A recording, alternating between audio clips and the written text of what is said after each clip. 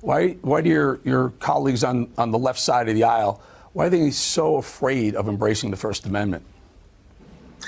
Well, first of all, I hope all Americans got a chance to see the hearing that we had today in the Weaponization Subcommittee and the Judiciary Committee.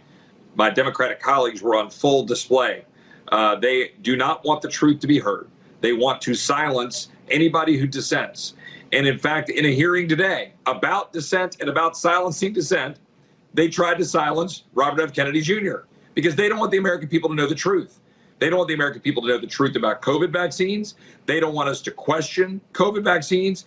But importantly, they don't want people to know the truth about everything they've been doing to silence anybody who disagrees with them, whether it's Hunter Biden's laptop, where we saw the collusion with big tech to shut down a story before an election that very well would have had an impact in that election, whether it's Robert F. Kennedy Jr., who talked about Hank Aaron's death, and he was talking about COVID vaccines, and whether he's right or wrong, they didn't care. They didn't want us to debate it. They got Twitter to shut it down within 4 minutes.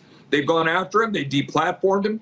In his presidential launch on YouTube, he didn't even talk about vaccines, and they still deplatformed him. He came in today. We had a great exchange. I hope everybody will watch it. I talked to him about what he was trying to do to expose how Fauci and all of the higher ups in the administration, they were trying to hide the fact that they didn't have any real good tests that were performed prior to the vaccine going out. They didn't follow the right standards, and he exposed it, and he had to sue and go to HHS and sue them to demonstrate, and they finally wrote a letter and said, yeah, you're right. We don't really have that information. Yeah. It's ridiculous, and the American people need to see it and know it. I watched that. I watched that exchange, and you pointed out it took him a year. RFK Jr. had to sue HHS, and finally a year later, like, oh, we don't have any basis for what we've done to the American people. Regardless of whether the vaccines were effective or not, which is up for, I mean, I'm with you, but we still need to hear all sides of this. RFK talking, let's try the soundbite again. RFK on how those in Congress, the Democrats, are trying to censor him.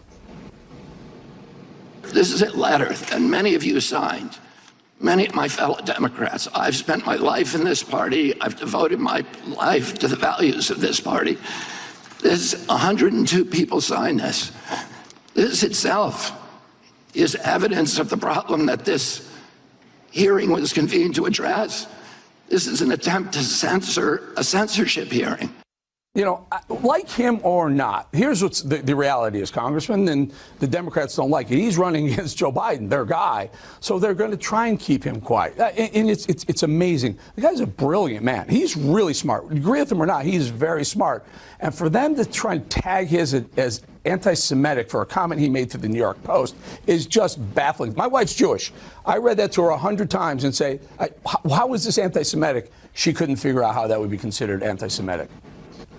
Yeah, it's such a good point. Now, first of all, let's remember, he's running against Biden for the Democratic nomination, which means he would run against President Trump or against Governor DeSantis or whoever our nominee is. I won't support him in the presidential race, almost certainly, because I disagree with him. Last week or 2 weeks ago, he was supporting affirmative action. He disagreed with the Supreme Court ruling. But you know what? He is trying to seek the truth wherever it may lead. I use that quote. It's a quote from Thomas Jefferson. He went to the University of Virginia School of Law.